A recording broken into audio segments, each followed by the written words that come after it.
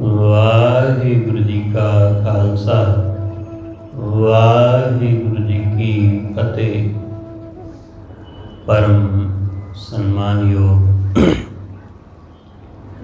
ਸਤਿਗੁਰਾਂ ਦੇ ਚਰਨਾਂ ਵਿੱਚ ਜੁੜ ਮਿਲ ਬੈਠੇ ਰੱਬ ਰੂਪ ਗੁਰਮੁਖ ਸਤਸੰਗੀ ਜਨ,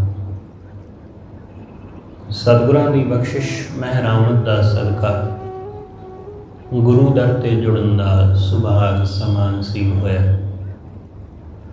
ਸਤਿਗੁਰੂ ਜੀ ਦੀ ਇਲਾਹੀ ਬਾਣੀ ਦਾ ਕੀਰਤਨ ਗੁਰੂ ਕੇ ਪਿਆਰੇ ਕੀਰਤਨੀਆਂ ਪਾਸੋਂ ਆਪ ਜੀ ਨੇ ਸਰਵਣ ਕੀਤਾ।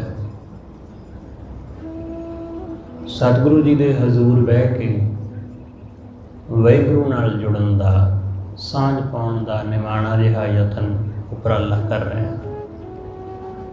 ਸਤਿਗੁਰੂ ਗੁਰੂ ਅਰਜਨ ਦੇਵ ਮਹਾਰਾਜ ਰਹਿਮਤ ਕਰਕੇ ਅੱਜ ਦੇ ਇਸ ਪਾਵਨ ਵਚਨ ਅੰਦਰ ਸਾਨੂੰ ਸੋਝੀ ਬਖਸ਼ਦੇ ਨੇ।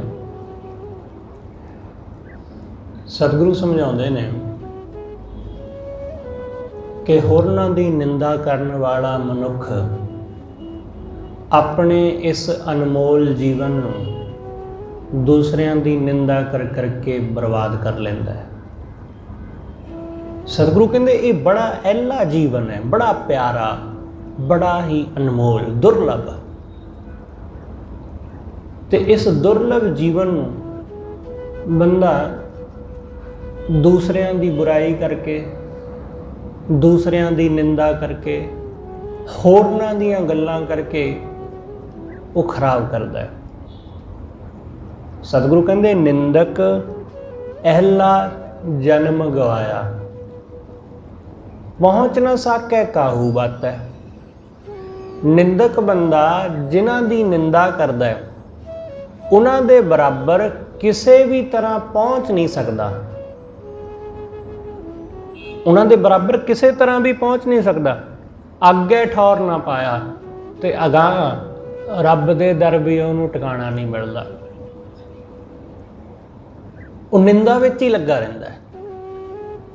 ਨਿੰਦਾ ਦਾ ਆਪਣਾ ਰਸ ਹੈ, ਦੂਸਰੇ ਦੀ ਬੁਰਾਈ ਕਰਨ ਦਾ ਆਪਣਾ ਇੱਕ ਰਸ ਹੈ, ਇੱਕ ਚਸਕਾ ਹੈ। ਬਹੁਤ ਸਾਰੇ ਲੋਕਾਂ ਨੂੰ ਇਹ ਚਸਕਾ ਪਿਆ ਹੋਇਆ ਹੈ, ਪਰ ਲੋਕ ਇਸ ਗੱਲ ਨੂੰ ਕਦੇ ਸਮਝਦੇ ਹੀ ਨਹੀਂ। ਉਹਨਾਂ ਨੂੰ ਲੱਗਦਾ ਹੈ ਕਿ ਅਸੀਂ ਕਿਸੇ ਦੀ ਜੇ ਗੱਲ ਕਰ ਰਹੇ ਹਾਂ ਤਾਂ ਅਸੀਂ ਕੋਈ ਗਲਤ ਕੰਮ ਨਹੀਂ ਕਰ ਰਹੇ। ਬਹੁਤੇ ਲੋਕ ਇਹ ਸੋਚਦੇ ਨੇ। ਉਹ ਕਹਿੰਦੇ ਜੇ ਮੈਂ ਕਿਸੇ ਦੀ ਕੋਈ ਗੱਲ ਕਰ ਰਿਹਾ ਵਾਂ ਤਾਂ ਮੈਂ ਸੱਚ ਕਹਿ ਰਿਹਾ, ਮੈਂ ਸੱਚੀ ਗੱਲ ਕਹਿ ਰਿਹਾ, ਮੈਂ ਝੂਠ ਨਹੀਂ ਬੋਲਦਾ। ਜੇ ਸੱਚਮੁੱਚ ਬੰਦਾ ਸੱਚੀ ਗੱਲ ਕਹਿੰਦਾ ਤਾਂ ਫਿਰ ਜਿਸ ਬੰਦੇ ਦੀ ਗੱਲ ਕਹਿੰਦਾ ਉਹਦੇ ਮੂੰਹ ਤੇ ਕਿਉਂ ਨਹੀਂ ਕਹਿੰਦਾ? ਉਹਦੇ ਮੂੰਹ ਤੇ ਕਹਿਣ ਦੀ ਹਿੰਮਤ ਨਹੀਂ। ਜੇ ਸੱਚਮੁੱਚ ਸੱਚ ਹੈ ਤਾਂ ਫਿਰ ਉਹਦੇ ਸਾਹਮਣੇ ਕਹਿ, ਉਹਦੀ ਪਿੱਠ ਪਿੱਛੇ ਕਿਉਂ? ਪਿੱਠ ਪਿੱਛੇ ਨਹੀਂ ਕਹਿ ਸਕਦਾ, ਕਿਉਂਕਿ ਨਾ ਤਾਂ ਬੰਦੇ ਦੇ ਅੰਦਰ ਸੱਚ ਬੋਲਣ ਦੀ ਹਿੰਮਤ ਹੈ। ਜੇ ਕਿਸੇ ਨੇ ਕੋਈ ਗਲਤੀ ਕੀਤੀ ਹੈ ਤਾਂ ਉਹਦੀ ਗਲਤੀ ਉਹਨੂੰ ਉਹਦੇ ਮੂੰਹ ਤੇ ਦੱਸੀ ਜਾਵੇ ਕਿ ਹਾਂ ਭਾਈ ਤੂੰ ਇੱਥੇ ਗਲਤ ਕੰਮ ਕੀਤਾ। ਇਸ ਤਰ੍ਹਾਂ ਉਸ ਬੰਦੇ ਨੂੰ ਉਹਦੀ ਗਲਤੀ ਦੱਸਣਾ ਇਹ ਨਿੰਦਾ ਨਹੀਂ ਹੁੰਦਾ, ਇਹ ਆਲੋਚਨਾ ਹੁੰਦੀ ਹੈ। ਆਲੋਚਨਾ ਤੇ ਨਿੰਦਾ ਵਿੱਚ ਫਰਕ ਹੈ। ਜਿਵੇਂ ਕੋਈ ਸਾਡਾ ਮਿੱਤਰ ਸੱਜਣ ਹੈ, ਕੋਈ ਸਾਡਾ ਭੈਣ ਭਾਈ ਹੈ, ਕੋਈ ਸਾਡੇ ਮਾਤਾ ਪਿਤਾ ਨੇ, ਉਹ ਸਾਡੀ ਗਲਤੀ ਤੋਂ ਸਾਡੀ ਆਲੋਚਨਾ ਕਰਦੇ ਨੇ ਕਿ ਆਹ ਕੰਮ ਤੂੰ ਗਲਤ ਕੀਤਾ, ਬੰਦਾ ਬਣ ਜਾ। ਇਹਨੂੰ ਕਹਿੰਦੇ ਨੇ ਆਲੋਚਨਾ। ਨਿੰਦਾ ਇਹ ਹੁੰਦੀ ਹੈ ਕਿ ਨਿੰਦਾ ਕਿ ਤੁਹਾਨੂੰ ਤੁਹਾਡੀ ਗਲਤੀ ਦੱਸਣ ਦੀ ਬਜਾਏ ਹੋਰਨਾਂ ਲੋਕਾਂ ਨੂੰ ਦੱਸੀ ਜਾਵੇ। ਹੋਰਨਾਂ ਨੂੰ, ਤੁਹਾਡੇ ਆਂਢ ਗੁਆਂਢ ਵਿੱਚ ਤੁਹਾਡੇ ਨਾਲ ਦੇ ਜਿਹੜੇ ਕਲੀਗ ਨੇ, ਕੰਮ ਕਰਨ ਵਾਲੇ, ਉਹਨਾਂ ਨੂੰ ਬਸ ਤੁਹਾਨੂੰ ਨਹੀਂ ਦੱਸਿਆ ਜਾ ਰਿਹਾ, ਤੁਹਾਡੇ ਸੰਬੰਧ ਵਿੱਚ ਬਾਕੀ ਸਭ ਨੂੰ ਦੱਸਿਆ ਜਾ ਰਿਹਾ। ਇਹ ਨਿੰਦਾ ਹੈ। ਸਾਡਾ ਕੋਈ ਭੈਣ ਭਾਈ, ਕੋਈ ਮਿੱਤਰ ਸੱਜਣ, ਕੋਈ ਸਾਨੂੰ ਪਿਆਰ ਕਰਨ ਵਾਲਾ, ਕੋਈ ਸਾਡਾ ਹਮੈਤੀ, ਉਹ ਸਾਡੀ ਗੱਲ ਦੂਸਰਿਆਂ ਨੂੰ ਨਹੀਂ ਦੱਸਦਾ, ਉਹ ਸਾਡੀ ਗੱਲ ਸਾਨੂੰ ਦੱਸਦਾ ਕਿ ਭਾਈ ਆਹ ਕੰਮ ਗਲਤ ਹੈ, ਇਹਨੂੰ ਠੀਕ ਕਰ। ਇਹ ਆਲੋਚਨਾ ਹੈ। ਗੁਰੂ ਸਾਡੀ ਆਲੋਚਨਾ ਕਰਦਾ ਹੈ, ਜਿੱਥੇ ਅਸੀਂ ਕੁਝ ਗਲਤ ਕਰਦੇ ਹਾਂ ਉਹ ਸਾਨੂੰ ਰੋਕਦਾ ਹੈ, ਉਹ ਸਾਨੂੰ ਟੋਕਦਾ ਹੈ, ਉਹ ਸਾਨੂੰ ਸਮਝਾਉਂਦਾ ਹੈ। ਜਿਵੇਂ ਬੱਚਾ ਕੁਝ ਗਲਤ ਕਰਦਾ ਹੈ ਤਾਂ ਮਾਂ-ਬਾਪ ਉਹਨੂੰ ਝਿੜਕਦੇ ਨੇ, ਜੇ ਉਹ ਝਿੜਕਣ ਨਾਲ ਵੀ ਨਾ ਸਮਝੇ ਤਾਂ ਫਿਰ ਉਸ ਨੂੰ ਕਈ ਵਾਰੀ ਹੱਥ ਵੀ ਚੁੱਕਦੇ ਨੇ, ਮਾਰ ਵੀ ਦਿੰਦੇ ਨੇ। ਪਰ ਉਹ ਆਪਣੇ ਬੱਚੇ ਦੀ ਦੂਸਰਿਆਂ ਦੇ ਸਾਹਮਣੇ ਨਿੰਦਾ ਥੋੜੀ ਕਰਦੇ ਫਿਰਦੇ ਕਿ ਸਾਡਾ ਬੱਚਾ ਜੀ ਗਲਤ ਹੋ ਗਿਆ, ਇਹ ਐਂ ਹੋ ਗਿਆ, ਇਹ ਬਹੁਤ ਮਾੜਾ ਹੈ, ਇਹ ਬੜਾ ਭੈੜਾ ਹੈ। ਦੂਸਰਿਆਂ ਦੇ ਸਾਹਮਣੇ ਨਿੰਦਾ ਕੌਣ ਕਰਦਾ ਹੈ? ਕੋਈ ਨਹੀਂ, ਕੋਈ ਮਾਂ-ਬਾਪ ਨਹੀਂ ਕਰਦਾ। ਮੂਰਖ ਹੀ ਹੋਣਗੇ ਉਹ ਪੇਰੈਂਟਸ ਜਿਹੜੇ ਇਸ ਤਰ੍ਹਾਂ ਆਪਣੇ ਬੱਚੇ ਨੂੰ ਦੂਸਰਿਆਂ ਦੇ ਸਾਹਮਣੇ ਨਿੰਦਦੇ ਹੋਣਗੇ। ਸਤਿਗੁਰੂ ਸਮਝਾਉਂਦੇ, ਨਿੰਦਕ ਬੰਦਾ ਦੂਸਰਿਆਂ ਨੂੰ ਨਿੰਦਦਾ ਹੀ ਰਹਿੰਦਾ ਹੈ, ਕਿਉਂਕਿ ਇਸ ਤਰ੍ਹਾਂ ਕਰਨ ਨਾਲ ਉਹ ਆਪਣੇ ਆਪ ਨੂੰ ਵੱਡਾ, ਆਪਣੇ ਆਪ ਨੂੰ ਚੰਗਾ ਸਿੱਧ ਕਰਨ ਦਾ ਯਤਨ ਕਰਦਾ ਹੈ। ਨਿੰਦਾ ਕਰਨ ਦਾ ਇੱਕ ਮਤਲਬ ਇਹ ਵੀ ਹੁੰਦਾ ਹੈ ਕਿ ਮੈਂ ਤੇ ਉਹੋ ਜਿਹਾ ਹੋ ਨਹੀਂ ਸਕਦਾ ਜਿਹੋ ਜਿਹਾ ਉਹ ਆਦਮੀ ਹੈ, ਕਿਉਂਕਿ ਉਹੋ ਜਿਹਾ ਗੁਣ, ਉਹੋ ਜਿਹੇ ਗੁਣਾਂ ਦਾ ਧਾਰਨੀ ਮੈਂ ਤੇ ਹੋ ਨਹੀਂ ਸਕਦਾ। ਚਲੋ ਜੇ ਮੈਂ ਉਹਦੇ ਵਰਗਾ ਨਹੀਂ ਹੋ ਸਕਦਾ, ਘੱਟੋ ਘੱਟ ਉਹਦੀ ਨਿੰਦਾ ਕਰਕੇ, ਉਹਦੀ ਬੁਰਾਈ ਕਰਕੇ ਲੋਕਾਂ ਦੇ ਵਿੱਚ ਉਹਦੇ ਸੰਬੰਧ ਵਿੱਚ ਗਲਤ ਪ੍ਰਚਾਰ ਤਾਂ ਕੀਤਾ ਜਾ ਸਕਦਾ ਹੈ। ਉਹਦੇ ਸੰਬੰਧ ਵਿੱਚ ਹਿਊਮਰ ਤੇ ਫੈਲਾਇਆ ਜਾ ਸਕਦਾ ਹੈ ਕਿ ਇਹ ਬੰਦਾ ਭੈੜਾ ਹੈ ਜੀ। ਐਸਾ ਕਈ ਦਫਾ ਹੋਇਆ ਹੋਵੇਗਾ, ਤੁਸੀਂ ਕਿਸੇ ਬੰਦੇ ਦੀ ਸਿਫਤ ਕੀਤੀ ਕਿ ਜੀ ਉਹ ਫਲਾਣਾ ਜਿਹੜਾ ਨਾ ਆਦਮੀ ਉਹ ਬੜਾ ਚੰਗਾ ਹੈ, ਮੈਂ ਨਾ ਅੱਜ ਉਹਨੂੰ ਸੁਣਿਆ, ਉਹ ਬੜੀਆਂ ਪਿਆਰੀਆਂ ਗੱਲਾਂ ਕਰਦਾ ਹੈ, ਉਹ ਬੜਾ ਪਿਆਰਾ, ਉਸ ਨੂੰ ਤਬਲਾ ਵਜਾਉਣਾ ਆਉਂਦਾ ਹੈ, ਬੜੀ ਪਿਆਰੀ ਬਾਂਸਰੀ ਵਜਾਉਂਦਾ ਹੈ। ਤੇ ਜਿਹਨੂੰ ਤੁਸੀਂ ਦੱਸ ਰਹੇ ਸੀ ਉਹਨੇ ਸੁਣ ਕੇ ਕਿਹਾ, ਕਾਹਦੀ ਬਾਂਸਰੀ ਦੀ ਗੱਲ ਕਰਦਾ ਹੈ, ਕਿਹੜੇ ਤਬਲੇ ਦੀ ਗੱਲ ਕਰਦਾ ਹੈ, ਉਹ ਤਾਂ ਬੰਦਾ ਬੜਾ ਭੈੜਾ ਹੈ। ਉੱਥੇ ਬੰਦਾ ਇਹੋ ਜਿਹਾ ਨਿੰਦਕ ਆਦਮੀ ਜਿਹਨੂੰ ਔਗਣ ਹੀ ਦੇਖਣ ਦੀ ਆਦਤ ਹੈ, ਉਹ ਦੂਸਰੇ ਦੀ ਵਡਿਆਈ ਨਹੀਂ ਸੁਣ ਸਕਦਾ, ਦੂਸਰੇ ਦੀ ਸੋਭਾ ਨਹੀਂ ਸੁਣ ਸਕਦਾ। ਹਰ ਬੰਦੇ ਦੇ ਅੰਦਰ ਗੁਣ ਹੁੰਦਾ ਹੈ, ਹਰ ਬੰਦੇ ਦੇ ਅੰਦਰ ਚੰਗਿਆਈ ਹੁੰਦੀ ਹੈ, ਭਾਵੇਂ ਥੋੜੀ ਹੋਵੇ ਪਰ ਹੋਵੇਗੀ ਜ਼ਰੂਰ। ਐਸਾ ਕਦੇ ਵੀ ਨਹੀਂ ਹੁੰਦਾ ਕਿ ਕਦੇ ਕਿਸੇ ਬੰਦੇ ਦੇ ਅੰਦਰ ਕੋਈ ਗੁਣ ਹੋਵੇ ਹੀ ਨਾ, ਕੋਈ ਜਰਾ ਜੀ ਅੰਸ਼ ਮਾਤਰ ਚੰਗਿਆਈ ਹੋਵੇ ਹੀ ਨਾ। ਐਸਾ ਕੋਈ ਧਰਤੀ ਦੇ ਉੱਤੇ ਅੱਜ ਤੱਕ ਬੰਦਾ ਜੰਮਿਆ ਹੀ ਨਹੀਂ ਜਿਹਦੇ ਅੰਦਰ ਕੋਈ ਚੰਗਿਆਈ ਨਾ ਹੋਵੇ। ਜਿਨ੍ਹਾਂ ਨੂੰ ਅਸੀਂ ਰਾਖਸ਼ ਵੀ ਕਹਿੰਦੇ ਹਾਂ, ਜਿਨ੍ਹਾਂ ਨੂੰ ਅਸੀਂ ਕਹਿੰਦੇ ਹਾਂ ਕਿ ਬਹੁਤ ਪਾਪੀ ਬੰਦੇ, ਉਹਨਾਂ ਵਿੱਚ ਵੀ ਅੰਸ਼ ਮਾਤਰ ਕੋਈ ਨਾ ਕੋਈ ਚੰਗਿਆਈ ਜ਼ਰੂਰ ਹੁੰਦੀ ਹੈ, ਕੋਈ ਨਾ ਕੋਈ ਗੁਣ ਜ਼ਰੂਰ ਹੁੰਦਾ ਹੈ। ਪਰ ਸਾਡਾ ਸੁਭਾਅ ਐਸਾ ਬਣ ਚੁੱਕਾ ਹੈ ਕਿ ਅਸੀਂ ਲੋਕ ਚੰਗਿਆਈਆਂ ਵੱਲ ਨੂੰ ਘੱਟ ਤੇ ਗੁਣਾਂ ਵੱਲ ਨੂੰ ਜ਼ਿਆਦਾ ਆਕਰਸ਼ਿਤ ਹੁੰਦੇ ਆ, ਔਗਣਾਂ ਵੱਲ ਨੂੰ ਜ਼ਿਆਦਾ ਆਕਰਸ਼ਿਤ ਹੁੰਦੇ ਆ, ਕਿਉਂਕਿ ਅਸੀਂ ਸਾਰੀ ਜ਼ਿੰਦਗੀ ਗਲਤ ਹੀ ਦੇਖਿਆ। ਇਸ ਕਰਕੇ ਗਲਤ ਸਾਡੀ ਪਕੜ ਦੇ ਵਿੱਚ ਛੇਤੀ ਆਉਂਦਾ, ਗਲਤ ਸਾਡੀ ਸਮਝ ਵਿੱਚ ਛੇਤੀ ਆਉਂਦਾ, ਇਸ ਲਈ ਗਲਤ ਵੱਲ ਨੂੰ ਅਸੀਂ ਜ਼ਿਆਦਾ ਧਿਆਨ ਦਿੰਦੇ ਹਾਂ। ਚੰਗੀਆਂ ਚੀਜ਼ਾਂ ਸਭ ਸਾਡੇ ਸਾਹਮਣੇ ਪਈਆਂ ਹੋਣ ਪਰ ਗਲਤ ਸਾਡੀ ਪਕੜ ਵਿੱਚ ਬਹੁਤ ਛੇਤੀ ਆਏਗੀ, ਕਿਉਂਕਿ ਸਾਡਾ ਸੁਭਾਅ ਹੀ ਐਸਾ ਹੋ ਚੁੱਕਾ ਹੈ, ਸਾਡਾ ਜੀਵਨ ਹੀ ਐਸਾ ਬਣ ਚੁੱਕਾ ਹੈ।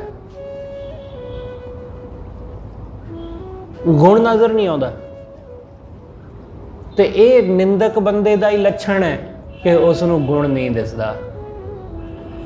ਉਹ ਆਪ ਵੈਸਾ ਹੋ ਨਹੀਂ ਸਕਦਾ ਹੈ, ਆਪ ਵੈਸਾ ਹੋ ਨਹੀਂ ਸਕਦਾ, ਇਸ ਕਰਕੇ ਨਿੰਦਣ ਲੱਗ ਜਾਂਦਾ। ਤੁਸੀਂ ਉਹ ਕਹਾਣੀ ਬਹੁਤ ਦਫਾ ਸੁਣੀ ਹੈ ਕਿ ਅੰਗੂਰ ਖੱਟੇ ਨੇ। ਅੰਗੂਰ ਖੱਟੇ ਕਿਉਂ ਨੇ? ਖੱਟੇ ਇਸ ਲਈ ਨਹੀਂ ਕਿ ਉਹ ਖਾ ਕੇ ਦੇਖੇ ਗਏ ਨੇ, ਨਹੀਂ, ਖੱਟੇ ਇਸ ਲਈ ਨੇ ਕਿਉਂਕਿ ਸਾਡੀ ਪਹੁੰਚ ਤੋਂ ਪਰੇ ਨੇ, ਇਸ ਕਰਕੇ ਅੰਗੂਰ ਖੱਟੇ ਨੇ। ਕਿਉਂਕਿ ਉਹ ਪਕੜ ਵਿੱਚ ਨਹੀਂ ਆਉਂਦੇ, ਇਸ ਕਰਕੇ ਖੱਟੇ ਨੇ। ਦੂਸਰਾ ਆਦਮੀ ਕਿਉਂ ਬੁਰਾ ਹੈ, ਕਿਉਂ ਭੈੜਾ ਹੈ? ਭੈੜਾ ਇਸ ਕਰਕੇ ਹੈ ਕਿਉਂਕਿ ਮੈਂ ਉਹੋ ਜਿਹਾ ਨਹੀਂ ਹਾਂ, ਮੇਰੇ ਅੰਦਰ ਉਹੋ ਜਿਹਾ ਗੁਣ ਨਹੀਂ, ਇਸ ਕਰਕੇ ਉਹ ਬੰਦਾ ਬੁਰਾ ਹੈ। ਦੂਸਰੇ ਦੀ ਬੁਰਾਈ ਆਦਮੀ ਇਸੇ ਲਈ ਕਰਦਾ ਹੈ। क्योंकि आप वैसा है नहीं, आप ओहो जिहा हो नहीं सकता। साधुआं दी लोग निंदा क्यों करते हैं, भगतां दी गुरमुखां दी क्यों निंदा करते? इसे लिए क्योंकि वो साधु, वो गुरमुख, वो चैलेंज दिंदा है। वो कहंदा जीवन ऐसा हुंदा जिहो जिहा मैं जी रहा। पर लोग कैसा जीवन जी रहे? बेईमानी दा। लोग कैसा जीवन जी रहे हैं? लोग जी रहे हैं पाप दा जीवन। लोग काम वासना दा, क्रोध दा, लोभ दा, मोह दा, हंकार दा जीवन जींदे ने। ते साधु बिल्कुल इस तो उल्टा है, वो चैलेंज दिंदा है। इस करके लोग कहते हैं ये साधु निंदते हैं, उन्होंने बुरा कहते हैं, उसकी बुराई करते हैं, क्योंकि ओहो जे हो नहीं सकते, ओहो जे बन नहीं सकते। इस करके उसनों निंदते हैं। फिर इस संसार अंदर ऐसा ही है सदियां तो, जदों भी कोई भगत, कोई गुरमुख, कोई रब्बी पुरुष इस दुनिया विच होया तो लोगों ने उसनों निंदिया, लोगों ने उसनों निंदिया, क्योंकि आप वो वैसा कर नहीं सके।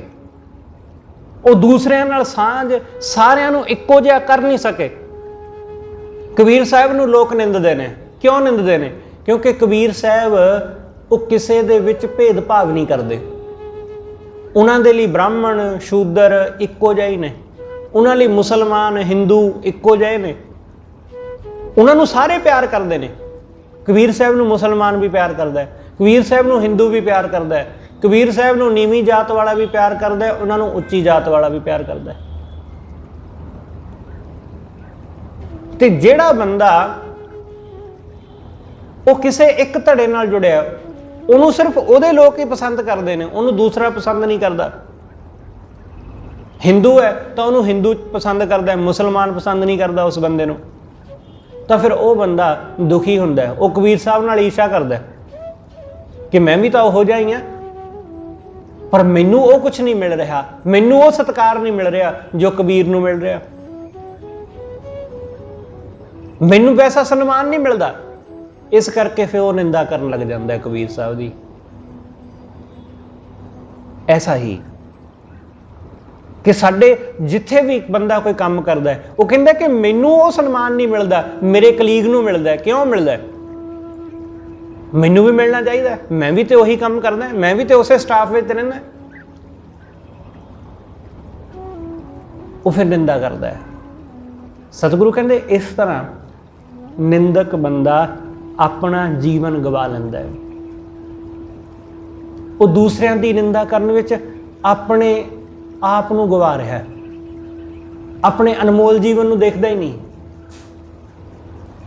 जो अपने कोल है उस ਨੂੰ नहीं देख रहा, दूसरे की बुराई कर रहा है। निंदक ऐला जन्म गवाया, पहुँच ना सकै काहू बातै। सतगुरु कहते वो पहुँच नहीं सकता ਉਹਦੇ बराबर, साधु वर्गा हो नहीं सकता। किवें पहुँच जाए, साधु के बराबर किवें हो जाए? साधु वर्गे कपड़े पा के इंज थोड़ी ना बराबर होया जाता है। साधु हो के साधु के बराबर होया जाता है। साधु वर्गी बोली बोल के, साधु वांगू नकली दी निमरता धारण करके। साधु कोल तां असली निमरता है, पर मनमुख कोल उहदे कोल नकली, उहदे कोल निमरता दा पखंड है। इसलिए वो साधु के बराबर कदे भी नहीं हुंदा, उहदे जैसा वो कदे भी नहीं हो पाता। इस करके सतगुरु कहते इस गल नूं जान लै, अपने हिरदे विच वसा लै। पहुँच ना सकै काहू बातै, आग्या ठौर ना पावै। वाहिगुरू दे दर फिर टिकाणा नहीं मिलता, परमेश्वर दे दर थां नहीं मिलती। निंदा करने वाले नूं रब दे घर कोई थां नहीं है। इसलिए निंदा तो बचना। सानू अनजाने विच ही साडे कोलों निंदा हुंदी रहिंदी है, सानू पता ही नहीं लगता। जदों तक भी असीं किसी भी आदमी नूं, चाहे वह कोई भी है, उहदा औगण सानू दिस रहा है, तो समझना कि साडे अंदर हाले निंदा दा अंश मौजूद है। जदों भी असीं किसी दूसरे की गल करते हैं, उहदी पिठ पिछे, जदों वो आउंदा उदों चुप कर जांदे आ, उदों नहीं कुछ बोलते, ਉਹਦੇ ਸਾਹਮਣੇ ਨਹੀਂ ਕੋਈ ਗੱਲ ਕਰਦੇ, ਜਿਵੇਂ ਹੀ ਉਹ ਗਿਆ ਅਸੀਂ ਉਹਦੀ ਗੱਲ ਕਰਨ ਲੱਗ ਜਾਂਦੇ ਹਾਂ। ਐਸਾ ਹੀ ਹੈ ਸਾਡਾ ਬੰਦਿਆਂ ਦਾ ਸੁਭਾਅ, ਐਸਾ ਹੀ ਹੈ ਮਨੁੱਖਾਂ ਦਾ ਕਿ 4-5 ਬੰਦੇ ਗੱਲਾਂ ਕਰ ਰਹੇ ਨੇ, ਉਹਦੇ ਵਿੱਚੋਂ ਇੱਕ ਚਲਿਆ ਜਾਂਦਾ ਤਾਂ ਬਾਕੀ 4 ਉਸ ਇੱਕ ਦੀ ਗੱਲ ਕਰਨ ਲੱਗ ਜਾਂਦੇ ਨੇ। ਉਹਨਾਂ 4 ਦੇ ਵਿੱਚੋਂ ਇੱਕ ਹੋਰ ਚਲੇ ਜਾਂਦਾ, ਦੂਸਰਾ ਚਲਾ ਗਿਆ ਤਾਂ ਬਾਕੀ ਜਿਹੜੇ 3 ਨੇ ਉਹ ਇਸ ਚੌਥੇ ਦੀ ਗੱਲ ਕਰਨ ਲੱਗ ਜਾਂਦੇ ਨੇ। ਜਦੋਂ ਇਹਨਾਂ ਤਿੰਨਾਂ ਵਿੱਚੋਂ ਕੋਈ ਇੱਕ ਚਲਿਆ ਜਾਂਦਾ ਤਾਂ ਫਿਰ ਉਹ 2 ਜਾਣੇ ਇਸ ਤੀਸਰੇ ਦੀ ਗੱਲ ਕਰਨ ਲੱਗ ਜਾਂਦੇ ਨੇ। ਤੇ ਜਦੋਂ ਇਹਨਾਂ 2 ਵਿੱਚੋਂ ਵੀ ਇੱਕ ਚਲਿਆ ਜਾਂਦਾ ਆਪਣੇ ਘਰ ਨੂੰ ਤਾਂ ਜਿਹੜਾ ਪਿੱਛੇ ਇੱਕ ਬਚਿਆ ਉਹ ਆਪਣੀ ਘਰ ਵਾਲੀ ਨਾਲ ਜਾਂ ਆਪਣੇ ਕਿਸੇ ਹੋਰ ਮਿੱਤਰ ਨਾਲ ਗੱਲ ਕਰੇਗਾ ਕਿ ਇਹ ਬੰਦਾ ਵੀ ਚੰਗਾ ਨਹੀਂ ਹੈ। ਇਸ ਤਰ੍ਹਾਂ ਅਸੀਂ ਲੋਕ ਨਿੰਦਾ ਕਰਦੇ ਰਹਿੰਦੇ ਹਾਂ, ਦੂਸਰਿਆਂ ਦੀ ਬੁਰਾਈ ਕਰਦੇ ਰਹਿੰਦੇ ਆ ਕਿ ਉਹ ਐਵੇਂ ਕਰਦਾ, ਉਹ ਐਵੇਂ ਕਰਦਾ, ਪਰ ਅਸੀਂ ਖੁਦ ਨਹੀਂ ਕਦੇ ਦੇਖਦੇ ਕਿ ਅਸੀਂ ਕੀ ਕਰਦੇ ਹਾਂ। ਅਸੀਂ ਵੀ ਤੇ ਉਹੀ ਕੰਮ ਕਰ ਰਹੇ ਹਾਂ। ਇਸ ਲਈ ਥੋੜਾ ਜਾਗਣਾ, ਜਦੋਂ ਵੀ ਇਸ ਤਰ੍ਹਾਂ ਕੋਈ ਗੱਲ ਦੂਸਰੇ ਦੀ ਕਰ ਰਿਹਾ ਹੈ ਤਾਂ ਉਸ ਨੂੰ ਇਗਨੋਰ ਕਰਨ ਦਾ ਯਤਨ ਕਰਨਾ, ਕਿਉਂਕਿ ਦੂਸਰੇ ਦੀ ਨਿੰਦਾ ਦੇ ਵਿੱਚ ਕੁਝ ਨਹੀਂ ਹੈ ਸਿਵਾਏ ਆਪਣੇ ਹੰਕਾਰ ਤੋਂ। ਹੋਰ ਕੁਝ ਨਹੀਂ ਵੱਧਦਾ ਦੂਸਰਿਆਂ ਦੀ ਨਿੰਦਾ ਸੁਣ ਕੇ। ਸਾਡੇ ਅੰਦਰ ਹੰਕਾਰ ਵੱਧਦਾ ਹੈ ਜਦੋਂ ਅਸੀਂ ਦੂਸਰੇ ਦੀ ਨਿੰਦਾ ਸੁਣਦੇ ਹਾਂ ਨਾ, ਤਾਂ ਸਾਨੂੰ ਲੱਗਦਾ ਹੈ ਕਿ ਮੈਂ ਤਾਂ ਚੰਗਾ ਹੀ ਬੰਦਾ ਹਾਂ, ਮੈਂ ਤੇ ਭਲਾ ਹੀ ਹਾਂ ਇਹਨਾਂ ਦੇ ਮੁਕਾਬਲੇ। ਇਹ ਲੋਕ ਬੇਈਮਾਨ ਨੇ, ਇਹ ਮਾੜਾ ਕਰਦੇ ਨੇ, ਇਹ ਚੋਰੀ ਕਰਦੇ ਨੇ, ਇਹ ਇੱਧਰ ਉੱਧਰ ਕਰਦੇ ਨੇ, ਕੁਛ ਨਾ ਹੱਥ ਪੈਰ ਮਾਰਦੇ ਨੇ, ਮੈਂ ਤਾਂ ਕਰਦਾ ਨਹੀਂ। ਦੂਸਰਿਆਂ ਦੀ ਨਿੰਦਾ ਸੁਣ ਕੇ ਆਪਣੇ ਅੰਦਰ ਦਾ ਹੰਕਾਰ ਵੱਧਦਾ ਹੈ, ਆਪਣੀ ਹਉਮੈ ਨੂੰ ਬੜਾਵਾ ਮਿਲਦਾ ਹੈ। ਅਸੀਂ ਵੈਸੇ ਹੋ ਨਹੀਂ ਪਾਉਂਦੇ, ਉਹੋ ਜਿਹੇ ਬਣਦੇ ਨਹੀਂ। ਇਸ ਕਰਕੇ ਸਤਿਗੁਰੂ ਕਹਿੰਦੇ ਵਾਹਿਗੁਰੂ ਦੇ ਦਰ ਵੀ ਫਿਰ ਥਾਂ ਨਹੀਂ ਮਿਲਦੀ, ਪਰਮੇਸ਼ਰ ਦੇ ਦਰ ਵੀ ਟਿਕਾਣਾ ਨਹੀਂ ਮਿਲਦਾ। ਨਿੰਦਕ ਬੰਦਾ ਕੀ ਕਰਦਾ? ਸਤਿਗੁਰੂ ਕਹਿੰਦੇ ਜਨਮ ਜਨਮ ਕੀ ਮਲ ਧੋਵੈ ਪਰਾਈ। ਨਿੰਦਕ ਬੰਦਾ ਉਹ ਦੂਸਰਿਆਂ ਦੀ ਮੈਲ ਧੋਂਦਾ ਰਹਿੰਦਾ ਹੈ, ਦੂਸਰਿਆਂ ਦੀ ਜੋ ਜਨਮਾਂ ਜਨਮਾਂਤਰਾਂ ਦੀ ਮੈਲ ਲੱਗੀ ਹੈ ਨਾ, ਉਹਨੂੰ ਧੋਂਦਾ ਰਹਿੰਦਾ। ਇਸ ਲਈ ਖਿਆਲ ਰੱਖਣਾ ਕਿ ਜੇ ਕੋਈ ਤੁਹਾਡੀ ਨਿੰਦਾ ਕਰ ਰਿਹਾ ਹੈ ਨਾ, ਤੁਹਾਨੂੰ ਪਤਾ ਲੱਗ ਗਿਆ ਕਿ ਇਹ ਬੰਦਾ ਮੇਰੀ ਨਿੰਦਾ ਕਰਦਾ ਰਹਿੰਦਾ ਮੇਰੀ ਪਿੱਠ ਪਿੱਛੇ, ਤਾਂ ਉਸ ਬੰਦੇ ਨਾਲ ਨਫ਼ਰਤ ਨਾ ਕਰੋ। ਉਸ ਬੰਦੇ ਦੇ ਪ੍ਰਤੀ ਕੋਈ ਆਪਣੇ ਮਨ ਵਿੱਚ ਬੁਰਾ ਖਿਆਲ ਨਾ ਲਿਆਓ। ਉਹਦੇ ਭਲੇ ਲਈ ਵਾਹਿਗੁਰੂ ਦੇ ਚਰਨਾਂ ਵਿੱਚ ਅਰਦਾਸ ਕਰਨਾ ਕਿ ਵਾਹਿਗੁਰੂ ਇਹਦਾ ਭਲਾ ਕਰੀ। ਇਸ ਲਈ ਭਲਾ ਨਹੀਂ ਕਰੀ ਕਿ ਇਹਦਾ ਭਲਾ ਮੈਂ ਤਾਂ ਮੰਗਦਾ ਕਿ ਮੇਰਾ ਭਲਾ ਹੋਵੇ। ਖਿਆਲ ਰੱਖਣਾ, ਕਈ ਵਾਰੀ ਅਸੀਂ ਦੂਸਰੇ ਦਾ ਭਲਾ ਤਾਂ ਮੰਗਦੇ ਹਾਂ ਕਿ ਮੇਰਾ ਭਲਾ ਵੀ ਹੋ ਜਾਏ। ਨਹੀਂ, ਇਹਦੇ ਵਿੱਚ ਵੀ ਸਾਡਾ ਫਿਰ ਆਪਣਾ ਸਵਾਰਥ ਆ ਗਿਆ। ਐਸਾ ਨਹੀਂ, ਬਸ ਉਹਦੇ ਲਈ ਭਲਾ ਮੰਗਣਾ ਕਿ ਵਾਹਿਗੁਰੂ ਇਹਦਾ ਭਲਾ ਕਰੀ। ਬੇਸ਼ੱਕ ਇਹ ਮੇਰਾ ਬੁਰਾ ਕਰ ਰਿਹਾ ਹੈ, ਬੇਸ਼ੱਕ ਇਹ ਮੇਰੀ ਨਿੰਦਾ ਕਰਕੇ ਦੂਸਰਿਆਂ ਦੇ ਵਿੱਚ ਮੈਨੂੰ ਬਦਨਾਮ ਕਰਨ ਦੀ ਕੋਸ਼ਿਸ਼ ਕਰ ਰਿਹਾ, ਪਰ ਇਹਦਾ ਭਲਾ ਕਰੀ। ਸਤਿਗੁਰੂ ਕਹਿੰਦੇ ਉਹ ਮੈਲ ਧੋ ਰਿਹਾ ਸਾਡੀ, ਉਹ ਸਾਡੇ ਔਗਣ ਕੱਢ ਰਿਹਾ ਹੈ। ਸਾਡੀ ਨਿੰਦਾ ਕਰਕੇ ਉਹ ਸਾਡੇ ਔਗਣ ਖਤਮ ਕਰ ਰਿਹਾ ਹੈ ਸਾਡੇ ਅੰਦਰੋਂ। ਜਨਮ ਜਨਮ ਕੀ ਮਲ ਧੋਵੈ ਪਰਾਈ, ਆਪਣਾ ਕੀਤਾ ਪਾਵੈ, ਤੇ ਉਹ ਆਪਣਾ ਕੀਤਾ ਪਾ ਲੈਂਦਾ ਹੈ। ਫਿਰ ਨਿੰਦਕ ਬੰਦਾ ਆਪਣਾ ਕੀਤਾ ਪਾਉਂਦਾ ਹੈ।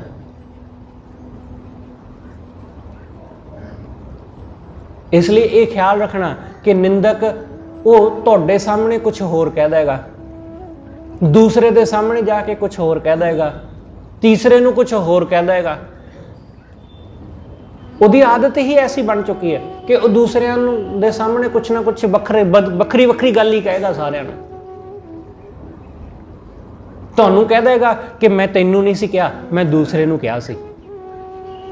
ਫਿਰ ਉਹਨੂੰ ਕਹਿ ਦੇਗਾ ਮੈਂ ਤੈਨੂੰ ਨਹੀਂ ਸੀ ਕਿਹਾ, ਮੈਂ ਉਹਨੂੰ ਕਿਹਾ ਸੀ। ਨਿੰਦਕ ਬੰਦਾ ਬੜਾ ਚਲਾਕ ਹੈ ਤੇ ਉਸ ਨੂੰ ਇਸ ਗੱਲ ਦਾ ਵੀ ਬੜਾ ਗੁਮਾਨ ਹੈ, ਬੜਾ ਅਹੰਕਾਰ ਹੈ ਕਿ ਮੈਂ ਦੂਸਰਿਆਂ ਦੀ ਨਿੰਦਾ ਕਰਕੇ ਚੰਗਾ ਬਣ ਜਾਵਾਂਗਾ, ਤੇ ਉਹ ਚੰਗਾ ਬਣ ਹੀ ਨਹੀਂ ਪਾਉਂਦਾ ਕਦੇ।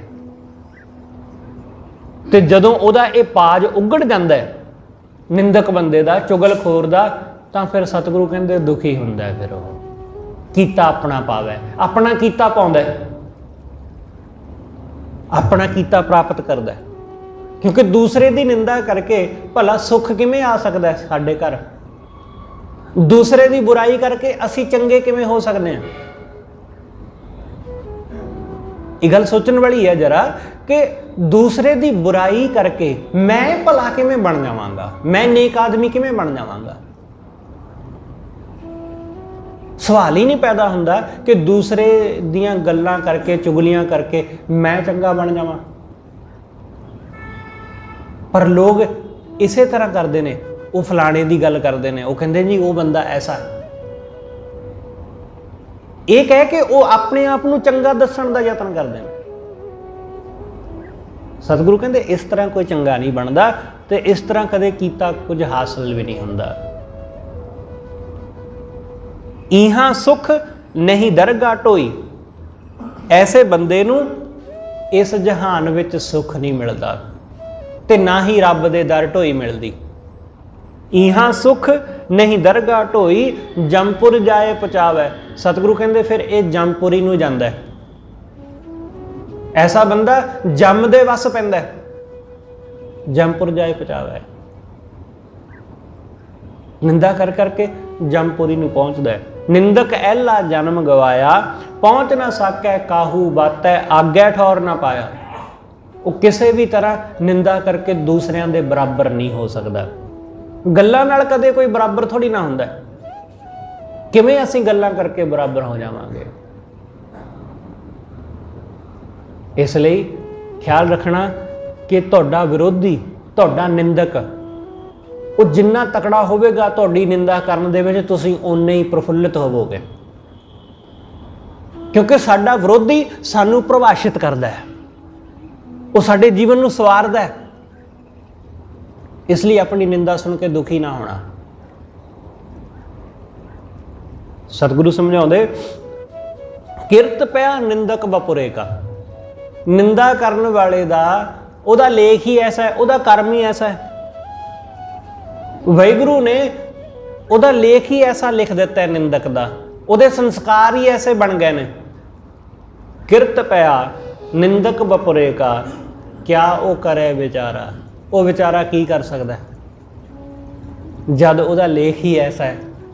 ਉਹ ਨਿੰਦਾ ਕਰ ਕਰਕੇ ਉਹਨੇ ਆਪਣੇ ਸੰਸਕਾਰ ਹੀ ਐਸੇ ਬਣਾ ਲਏ ਨੇ, ਉਹਦਾ ਸੁਭਾਅ ਹੀ ਐਸਾ ਬਣ ਗਿਆ, ਤੇ ਹੁਣ ਉਹ ਵਿਚਾਰਾ ਕਰੇ ਵੀ ਕੀ? ਕਿਉਂਕਿ ਨਿੰਦਾ ਕਰਨ ਤੋਂ ਬਿਨਾਂ ਉਹਦੇ ਕੋਲ ਹੋਰ ਹੈ ਵੀ ਕੁਛ ਨਹੀਂ, ਉਹਨੂੰ ਆਉਂਦਾ ਵੀ ਕੁਛ ਨਹੀਂ ਹੋਰ। ਤਾਹਾਂ ਬਿਗੂਤਾ ਜਾਂ ਕੋਏ ਨਾ ਰੱਖੈ। ਸਤਿਗੁਰੂ ਕਹਿੰਦੇ ਉੱਥੇ ਉਹ ਖੁਆਰ ਹੁੰਦਾ ਜਿੱਥੇ ਉਹਨੂੰ ਕੋਈ ਨਹੀਂ ਰੱਖ ਸਕਦਾ, ਜਿੱਥੇ ਉਹਨੂੰ ਕੋਈ ਨਹੀਂ ਬਚਾ ਸਕਦਾ। ਤਾਹਾਂ ਬਿਗੂਤਾ ਜਹਾਂ ਕੋਈ ਨਾ ਰੱਖੈ, ਉੱਥੇ ਖੱਜਲ ਹੋ ਰਿਹਾ ਹੋ ਜਿੱਥੇ ਉਹਨੂੰ ਕੋਈ ਬਚਾਉਣ ਵਾਲਾ ਨਹੀਂ ਹੈ। ਉਹ ਕਿਸ ਪੈ ਕਰੇ ਪੁਕਾਰਾ, ਤਾਂ ਸਤਿਗੁਰੂ ਕਹਿੰਦੇ ਫਿਰ ਉਹ ਪੁਕਾਰ ਕਿਹਦੇ ਕੋਲ ਕਰੇ? ਉਹ ਕਿਹਦੇ ਕੋਲ ਬੇਨਤੀ ਕਰੇ? ਕਿਹਦੇ ਕੋਲ ਮਿੰਨਤ ਤਰਲਾ ਕਰੇ? ਕੋਈ ਵੀ ਨਹੀਂ ਉਹਦੀ ਪੁਕਾਰ ਸੁਣਨ ਵਾਲਾ, ਕੋਈ ਨਹੀਂ ਉਹਦੀ ਬੇਨਤੀ ਸੁਣਨ ਵਾਲਾ। ਇਸ ਲਈ ਉਹ ਦੁਖੀ ਹੁੰਦਾ ਹੈ। ਨਿੰਦਕ ਕੀ ਗਤ ਕਤਮ ਹੋ ਨਾਹੀ। ਸਤਿਗੁਰੂ ਕਹਿੰਦੇ ਨਿੰਦਕ ਬੰਦੇ ਦੀ ਗਤ ਕਿਤੇ ਵੀ ਨਹੀਂ ਹੈ। ਨਿੰਦਕ ਬੰਦੇ ਦੀ, ਨਿੰਦਕ ਦੀ ਗਤ ਕਿੱਥੇ ਹੈ? ਕਿਤੇ ਵੀ ਨਹੀਂ। ਖਸਮੈ ਇਹ ਵੈ ਭਾਣਾ। ਸਤਿਗੁਰੂ ਕਹਿੰਦੇ ਖਸਮ ਨੂੰ ਇਹੀ ਪਾਉਂਦਾ, ਖਸਮ ਨੂੰ, ਵਾਹਿਗੁਰੂ ਨੂੰ ਇਹੀ ਪਾਉਂਦਾ, ਉਹਨੂੰ ਕਿਤੇ ਕੋਈ ਟਿਕਾਣਾ ਨਹੀਂ ਮਿਲਦਾ। ਗੁਰੂ ਅੰਗਦ ਸਾਹਿਬ ਮਹਾਰਾਜ ਜੀ ਦੇ ਹਜ਼ੂਰ ਇੱਕ ਹੇਮੂ ਨਾਮ ਦਾ ਆਦਮੀ ਆਉਂਦਾ, ਬੜਾ ਤਗੜਾ ਆਦਮੀ ਸੀ, ਸਰਕਾਰੀ ਨੌਕਰ ਸੀ, ਬਾਵਾ ਮਾਇਆ ਸੀ ਉਹਦੇ ਕੋਲ। ਗੁਰੂ ਸਾਹਿਬ ਨੂੰ ਉਸਨੇ ਕਿਹਾ ਕਿ ਮੈਂ ਤੁਹਾਡੇ ਲੰਗਰ ਵਾਸਤੇ ਨਾ ਜਗੀਰ ਦੇਣੀ ਚਾਹੁੰਦਾ, ਕਿ ਮੈਂ ਤੁਹਾਡੇ ਲੰਗਰ ਲਈ, ਮੈਂ ਦੇਖਿਆ ਤੁਹਾਡਾ ਪ੍ਰਬੰਧ ਬੜਾ ਵਧੀਆ ਹੈ, ਤੁਸੀਂ ਕਿਵੇਂ ਲੋਕਾਂ ਨੂੰ ਬਿਨਾਂ ਕਿਸੇ ਭੇਦਭਾਵ ਤੋਂ ਇੱਕੋ ਜਗ੍ਹਾ ਪ੍ਰਸ਼ਾਦਾ ਛਕਾਉਂਦੇ ਹੋ, ਮੈਂ ਤੁਹਾਡੇ ਲੰਗਰ ਵਾਸਤੇ ਜਗੀਰ ਦੇਣਾ ਚਾਹੁੰਦਾ। ਗੁਰੂ ਅੰਗਦ ਸਾਹਿਬ ਨੇ ਇਨਕਾਰ ਕਰ ਦਿੱਤਾ ਕਿ ਨਹੀਂ ਭਾਈ, ਸਾਨੂੰ ਨਹੀਂ ਚਾਹੀਦੀ। ਕਿਉਂਕਿ ਇਹ ਆਦਮੀ ਜਿਹੜਾ ਸੀ ਹੇਮੂ, ये बड़ा हंकारी किस्म का आदमी सी, बड़ी हौम सी इहदे अंदर, क्योंकि इसनूं लग्या कि जे मैं थोड़ा बहुत इत्थे इन्हां नूं दान कर देंगा तो मेरी शोभा बड़ी होएगी, लोग मेरियां बड़ियां सिफतां करनगे। अपनी सिफत सुनने के चक्कर विच ये दान करना चाहुंदा सी, ये गुरु घर नूं सेवा देनी चाहुंदा सी। गुरु साहब ने लैण तो इनकार कर दिता। इसने कहा कि मैं एडी वड्डी चीज़ तुहानूं दे रहा तो तुसीं लैणा ही नहीं चाहुंदे। गुरु अंगद साहब कहते बस इसे करके तो लैणा नहीं चाहुंदे क्योंकि तेरी महं बहुत वड्डी है। वो कहते जी मैं बहुत वड्डी चीज़, सतगुरु कहते बहुत वड्डी चीज़ होवे चाहे छोटी, फर्क उहदे नाल नहीं पैंदा, फर्क इस गल नाल पैंदा कि तुहाडी मैं किड्डी है। इनू बड़ी चोट वजी। सतगुरु ने कहा कि गुरु दे दर कोई चीज़ भेंट की जाती है, भेटा दे विच फर्क हुंदा है। भेटा असी गुरु नूं जो चीज़ अर्पण करते हैं उन्होंने भेंट करना कहते हैं कि मैं भेंट किया, चाहे वो चीज़ लखां करोड़ां दी क्यों ना होवे।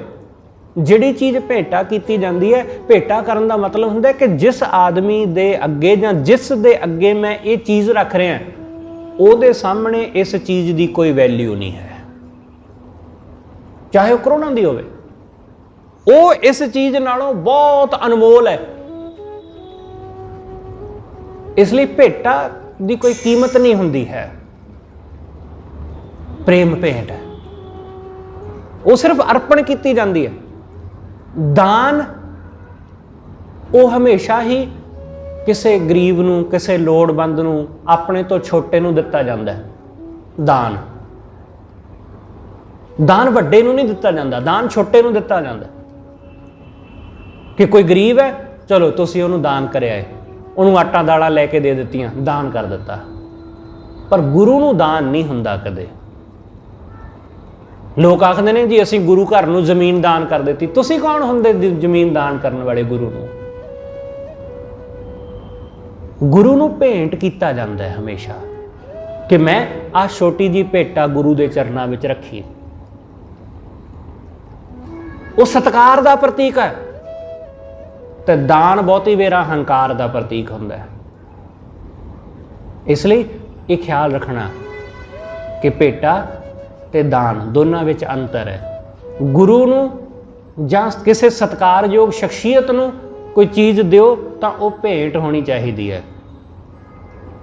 वो असीं अपने हत्थ ते रख के दिंदे आ कि आ तुसीं आप चुको, असीं उन्हां दे हत्थ विच नहीं दिंदे कि असीं उन्हां दे हत्थ विच नहीं। जदों असीं कोई चीज़ किसी दे हत्थ विच दिंदे आ तां असीं देण वाले हो जांदे आ, असीं दाता बन जांदे आ। इसलिए जदों भी किसी सत्कारयोग शख्सियत नूं कुछ दिओ तां अपने हत्थां उत्ते रख के देना कि वो आप उसनूं चुक लवे। नहीं चुकेगा उहदी मर्जी, नहीं लेना चाहेगा उहदी मर्जी, पर उहदा सत्कार इस गल विच है, उहदा सत्कार। क्योंकि तुसीं जदों अपने हत्थ नाल दोगे तां उहनूं छोटा कर दोगे, वो अपने हत्थ नाल चुक के तुहानूं वड्डा कर देगा। गुरु इसे तरह करता है। गुरु साडा टका अपने हत्थ नाल चुक के ले लैंदा है तो वह साडे टके नूं भी ते सानूं भी वड्डा कर दिंदा है। वो हेमू वो जगीर दे रहा गुरु साहब नूं, वो कहंदा मैं इन्नी महंगे मुल की जगीर दे रहा कि तुहाडा लंगर वधिया चलेगा। सतगुरु कहंदे सानूं नहीं चाहिदी, लै जा, असीं नहीं लैणी। उन्होंने बड़ी तकलीफ हुई इस गल की, क्योंकि हंकार नूं चोट वजी। हंकार कदे भी नहीं चाहता कि उस नूं कदे किसी गल तो कोई इनकार कर दे। हंकारी बंदा ना नहीं सुन सकता, वो ना नहीं सुन सकता, वो हाँ ही सुनना चाहता है। जदों गुरु साहब ने इनकार कर दिता तो इसने फिर वापस जाके इन्हें गुरु साहब की निंदा करनी शुरू कर दी। हेमू ने इन्हें बहुत निंदिया गुरु साहब नूं कि बड़े हंकारी ने, इन्हों कोई चीज़ दो ताई लेंदे ही नहीं। बड़ा कुछ उन्हें बकवास किया गुरु साहब के खिलाफ।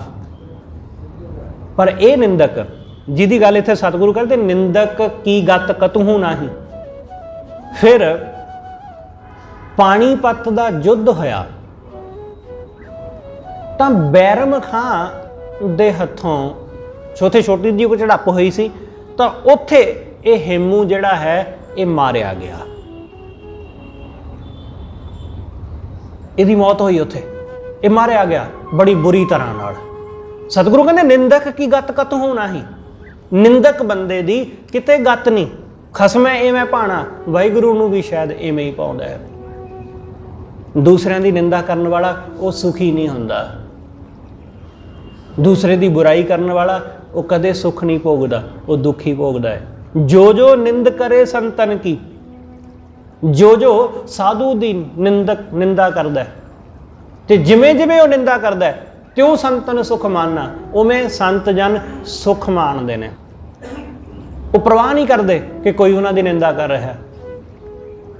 ਉਹ ਇਹਨੂੰ ਸ਼ਰਾਪ ਵੀ ਨਹੀਂ ਦਿੰਦੇ ਉਸ ਨੂੰ ਕਿ ਤੇਰਾ ਬੇੜਾ ਬਹਿ ਜਾਏ ਕਿ ਤੂੰ ਸਾਡੀ ਨਿੰਦਾ ਕਰਦਾ, ਨਾ, ਕਦੇ ਵੀ ਨਹੀਂ। ਉਹਨਾਂ ਦੀ ਕੋਈ ਨਿੰਦਾ ਕਰੇ ਉਹਨੂੰ ਕੋਈ ਫਰਕ ਨਹੀਂ ਪੈਂਦਾ। ਕਹਿੰਦੇ ਠੀਕ ਹੈ ਭਾਈ, ਤੂੰ ਨਿੰਦਾ ਕਰਨਾ ਤੇਰਾ ਕੰਮ ਹੈ, ਤੂੰ ਕਰ, ਅਸੀਂ ਆਪਣਾ ਕੰਮ ਕਰਦੇ ਹਾਂ। ਇਸ ਲਈ ਉਹ ਸੁਖੀ ਹੁੰਦੇ ਨੇ ਆਪਣੀ ਨਿੰਦਾ ਸੁਣ ਕੇ।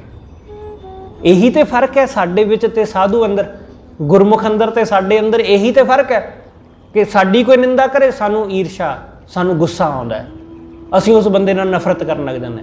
ਪਰ ਸਾਧੂ ਦੀ ਕੋਈ ਨਿੰਦਾ ਕਰੇ ਤਾਂ ਉਹ ਉਸ ਬੰਦੇ ਨਾਲ ਨਫ਼ਰਤ ਨਹੀਂ ਕਰਦਾ, ਉਸ ਬੰਦੇ ਨਾਲ ਈਰਸ਼ਾ ਨਹੀਂ ਕਰਦਾ। ਉਹ ਸੁਣ ਕੇ ਖੁਸ਼ ਹੁੰਦਾ ਕਿ ਚਲੋ ਕੋਈ ਆਇਆ ਜਿਹੜਾ ਮੇਰੇ ਪਾਪ ਘਟਾਏਗਾ, ਚਲੋ ਕੋਈ ਆਦਮੀ ਹੈ ਜਿਹੜਾ ਮੇਰੇ ਔਗਣਾਂ ਨੂੰ ਖਤਮ ਕਰੇਗਾ, ਮੇਰੇ ਔਗਣ ਪ੍ਰਗਟ ਕਰੇਗਾ, ਕੋਈ ਤਾਂ ਹੈ। ਇਸ ਲਈ ਸਤਿਗੁਰੂ ਸਮਝਾਉਂਦੇ ਕਿ ਸੰਤ ਸੁਖੀ ਹੁੰਦੇ ਨੇ। ਕਬੀਰ ਸਾਹਿਬ ਕਹਿੰਦੇ ਨੇ, ਕਹਿੰਦੇ ਮੈਨੂੰ ਬੜਾ ਪਿਆਰਾ ਲੱਗਦਾ ਨਿੰਦਕ, ਮੈਨੂੰ ਬੜਾ ਚੰਗਾ ਲੱਗਦਾ ਹੈ, ਕਿਉਂਕਿ ਉਹ ਮੇਰੇ ਅੰਦਰ ਦੀ ਸਫਾਈ ਕਰ ਦਿੰਦਾ ਹੈ, ਮੇਰੇ ਅੰਦਰ ਦੇ ਔਗਣਾਂ ਨੂੰ ਖਤਮ ਕਰ ਦਿੰਦਾ ਹੈ। ਸੰਤਾਂ ਟੇਕ ਤੁਮਾਰੀ ਸੁਆਮੀ, ਹੇ ਸੱਚੇ ਪਾਤਸ਼ਾਹ, ਸੰਤਾਂ ਨੂੰ ਸਾਧੂਆਂ ਨੂੰ ਤੇਰੀ ਟੇਕ ਹੈ, ਤੇਰਾ ਹੀ ਆਸਰਾ ਹੈ। ਤੂੰ ਸੰਤਨ ਕਾ ਸਹਾਈ, ਤੂੰ ਸਾਧੂਆਂ ਦਾ, ਤੂੰ ਸੰਤਾਂ ਦਾ ਸਹਾਈ ਹੈ, ਤੂੰ ਗੁਰਮੁਖਾਂ ਦਾ ਸਹਾਈ। ਸਾਧੂ ਜਨ, ਗੁਰਮੁਖ ਜਨ, ਉਹ ਕਿਸੇ ਬੰਦੇ ਦਾ ਸਹਾਰਾ ਨਹੀਂ ਲੈਂਦੇ, ਉਹ ਪ੍ਰਮਾਤਮਾ ਦਾ ਸਹਾਰਾ ਲੈਂਦੇ ਨੇ। ਉਹ ਕਿਸੇ ਬੰਦੇ ਅੱਗੇ ਹੱਥ ਨਹੀਂ ਅੱਡਦੇ, ਉਹ ਪਰਮੇਸ਼ਰ ਦੇ ਅੱਗੇ ਹੱਥ ਅੱਡਦੇ ਨੇ। ਕਿ ਮੰਗਣਾ ਤਾਂ ਵਾਹਿਗੁਰੂ ਕੋਲੋਂ ਮੰਗਦੇ, ਕਿਸੇ ਮੰਗਤੇ ਕੋਲੋਂ ਕੀ ਮੰਗਣਾ। ਜਿਹੜਾ ਆਪ ਮੰਗ ਰਿਹਾ, ਜਿਹੜਾ ਆਪ ਮਿੰਨਤਾਂ ਕਰਦਾ ਫਿਰਦਾ ਦੂਸਰਿਆਂ ਦੀ, ਉਹ ਮੈਨੂੰ ਕੀ ਦੇ ਦੇਗਾ। ਇਸ ਲਈ ਉਹ ਸੰਤ ਹਮੇਸ਼ਾ ਵਾਹਿਗੁਰੂ ਨੂੰ ਆਪਣਾ ਸਹਾਈ ਜਾਣਦੇ ਨੇ। ਅਕਬਰ ਦੇ ਵੇਲੇ ਇੱਕ ਫਰੀਦ ਨਾਂ ਦਾ ਫਕੀਰ ਹੋਇਆ, ਬੜਾ ਪਿਆਰਾ ਸੀ। ਅਕਬਰ ਕਈ ਵਾਰ ਉਸ ਨੂੰ ਮਿਲਿਆ ਸੀ ਤੇ ਜਿਸ ਪਿੰਡ ਦੇ ਵਿੱਚ ਉਹ ਆਦਮੀ, ਉਹ ਫਕੀਰ ਰਹਿੰਦਾ ਸੀ, ਪਿੰਡ ਵਾਲਿਆਂ ਨੇ ਕਈ ਦਫਾ ਉਸ ਨੂੰ ਕਿਹਾ ਸੀ ਕਿ ਅਸੀਂ ਪਿੰਡ ਦੇ ਵਿੱਚ ਮਦਰਸਾ ਖੋਲ੍ਹਣਾ ਚਾਹੁੰਦੇ ਹਾਂ, ਤੁਹਾਡੇ ਕੋਲ ਅਕਬਰ ਆਉਂਦਾ ਜਾਂਦਾ ਰਹਿੰਦਾ ਹੈ, ਤੁਸੀਂ ਉਹਨੂੰ ਮਿਲਦੇ ਰਹਿੰਦੇ ਹੋ, ਤੁਸੀਂ ਅਕਬਰ ਨੂੰ ਕਹਿ ਕੇ ਪਿੰਡ ਵਿੱਚ ਮਦਰਸਾ ਖੁਲਾ ਦਿਓ। ਕਈ ਵਾਰੀ ਪਿੰਡ ਵਾਲਿਆਂ ਨੇ ਕਿਹਾ, ਉਹ ਹਰ ਵਾਰੀ ਇਗਨੋਰ ਕਰ ਦਿੰਦਾ, ਉਹ ਜਾਂਦਾ ਨਹੀਂ ਸੀ ਕਹਿਣ। ਪਰ ਜਦੋਂ ਪਿੰਡ ਵਾਲੇ ਸਾਰੇ ਇਕੱਠੇ ਹੋ ਕੇ ਆਏ ਤਾਂ ਫਿਰ ਉਸ ਨੂੰ ਅਕਬਰ ਦੇ ਕੋਲ ਜਾਣਾ ਪਿਆ। ਉਹ ਅਕਬਰ ਦੇ ਦਰਬਾਰ ਪਹੁੰਚਿਆ। ਜਦੋਂ ਪਹੁੰਚਿਆ ਤਾਂ ਕੀ ਦੇਖਦਾ ਕਿ ਅਕਬਰ ਨਮਾਜ਼ ਪੜ੍ਹ ਰਿਹਾ ਸੀ। ਅਕਬਰ ਨਮਾਜ਼ ਪੜ੍ਹ ਰਿਹਾ ਸੀ ਤਾਂ ਨਮਾਜ਼ ਪੜ੍ਹਨ ਤੋਂ ਬਾਅਦ ਅਕਬਰ ਨੇ ਦੁਆ ਕੀਤੀ, ਅਰਜ਼ ਕੀਤੀ ਖੁਦਾ ਦੇ ਅੱਗੇ ਕਿ ਐ ਖੁਦਾ, ਮੇਰੇ ਤੇ ਮਿਹਰਮਤ ਕਰ, ਮੇਰਾ ਰਾਜ ਹੋਰ ਵਧੇ, ਧਨ ਸੰਪਦਾ ਹੋਰ ਵਧੇ, ਸੁੱਖ ਹੋਰ ਵਧੇ। ਜਦੋਂ ਇਸ ਤਰ੍ਹਾਂ ਉਹ ਅਰਜ਼ ਕਰ ਰਿਹਾ ਸੀ, ਦੁਆ ਕਰ ਰਿਹਾ ਸੀ, ਤਾਂ ਫਰੀਦ ਨੇ ਸੁਣਿਆ, ਸੁਣ ਕੇ ਵਾਪਸ ਆ ਗਿਆ। ਜਦੋਂ ਵਾਪਸ ਮੁੜ ਪਿਆ, ਅਕਬਰ ਉੱਠਿਆ, ਉਸਨੇ ਅਚਾਨਕ ਪਿੱਛੇ ਦੇਖਿਆ ਕਿ ਫਰੀਦ ਆਇਆ ਤੇ ਵਾਪਸ ਮੁੜ ਚੱਲਿਆ। ਉਹ ਦੌੜਾ ਪਿੱਛੇ ਤੇ ਉਸਨੇ ਰੋਕਿਆ, ਜਾ ਕੇ ਪੁੱਛਿਆ ਕਿ ਮੈਂ ਤੁਹਾਨੂੰ ਬੁਲਾਉਂਦਾ ਰਿਹਾ ਬਹੁਤ ਦਫਾ, ਤੁਸੀਂ ਕਦੇ ਆਏ ਨਹੀਂ, ਅੱਜ ਤੁਸੀਂ ਆਪਣੀ ਮਰਜ਼ੀ ਨਾਲ ਆਏ ਤੇ ਬਿਨਾਂ ਮਿਲੇ ਹੀ ਵਾਪਸ ਮੁੜ ਚੱਲੇ, ਇਹ ਕੀ ਗੱਲ।